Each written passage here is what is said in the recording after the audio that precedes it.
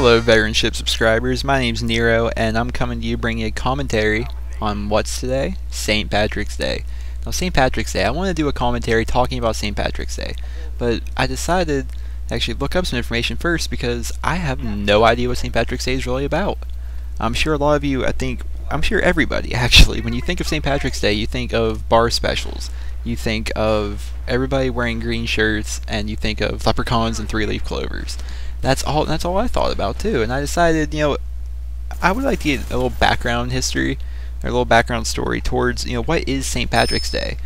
Excuse that. Besides, is it just, I know it's a holiday, but, what's it about? Because all I know is it's about a guy named Patrick, and he was a saint.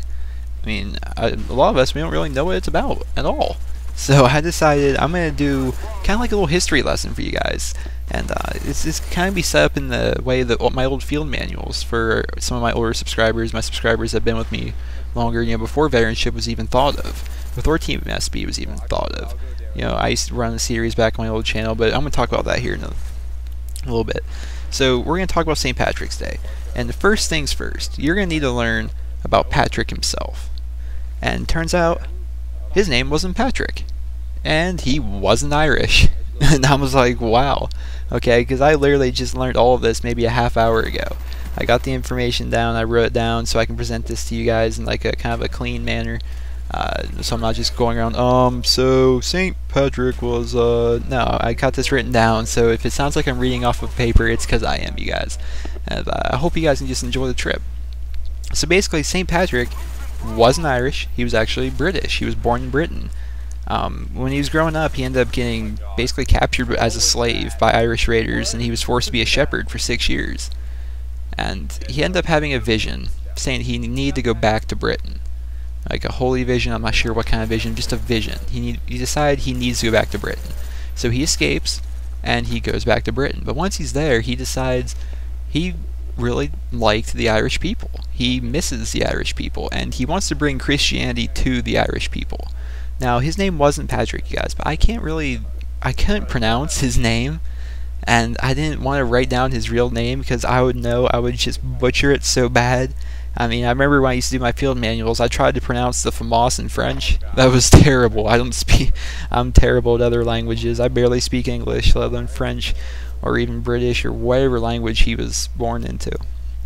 So basically, he decided before he goes back to Ireland and to spread the word of Christianity, he took the Irish, or not the Irish name, but rather the Christian name of Patrick.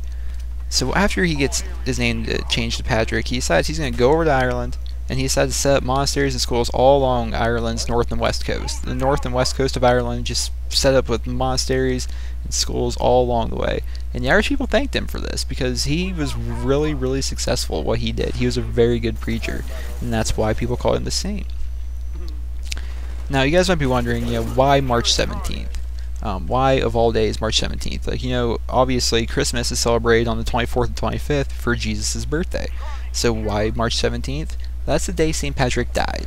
Supposedly, St. Patrick died on March 17th in 461 AD. So there's you guys' answer to that. I thought it was kind of interesting.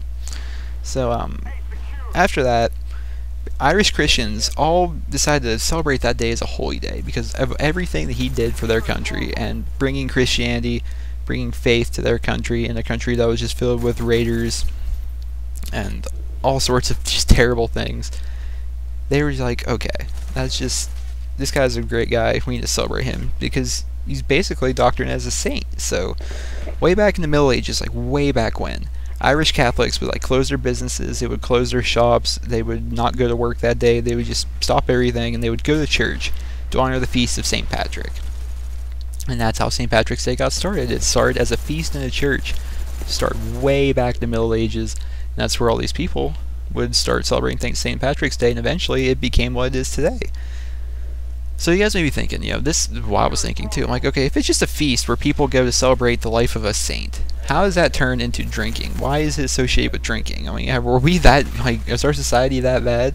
But it's actually not our society. It's actually a society way back when that caused us to be drinking this often. So basically, I'm going to explain this here. St. Patrick's Day falls within Lent, the season of Lent, which is the season before Easter where Catholics give up vices for penance. Vices such as drinking, for example, was something that they would give up.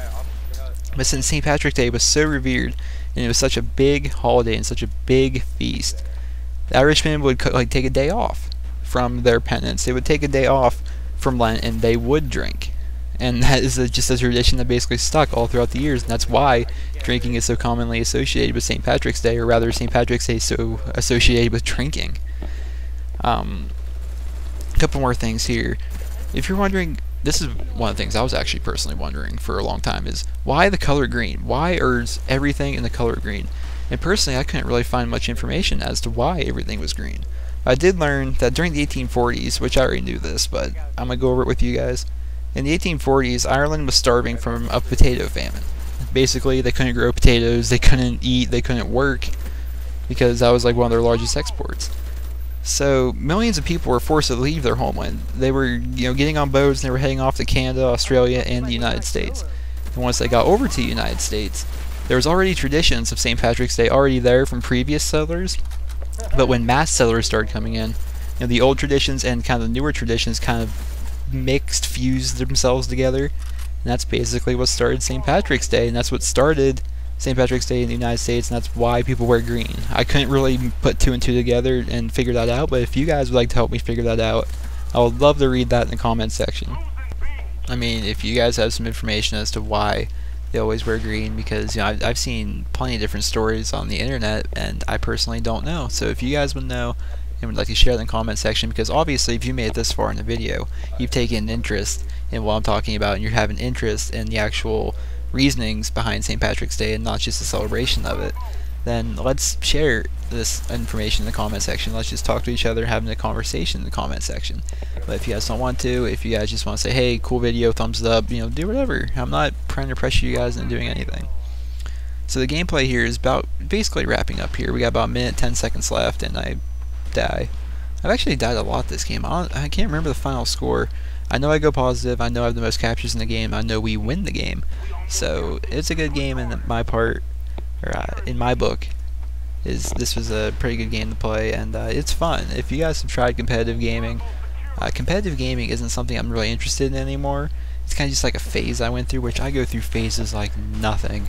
Like one day, guess what, I'm Zero Grizz, and I'm just going around with a sniper, and then next day, oh man, I just watched this Team Envious video, I want to be a competitive player, and then we start playing game battles, and I'm just, I get influenced very, very easily, and that's cause for a lot of things. If you guys have been stuck, if you guys have stuck around with me for a while, a lot of people on this channel have stuck with me since about maybe 7 months ago when I started YouTube.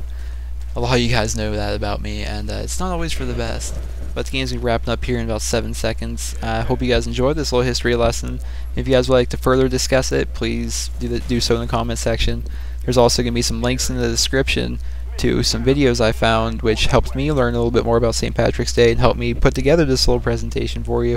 If you guys would like to check that out, do your own little research. I'm also going to be playing some links to some good songs. The beginning song by the Dropkick Murphys. They're an Irish band. If you guys haven't checked them out, you guys should probably try that, and have a great St. Patrick's Day. Did we go top last time? No.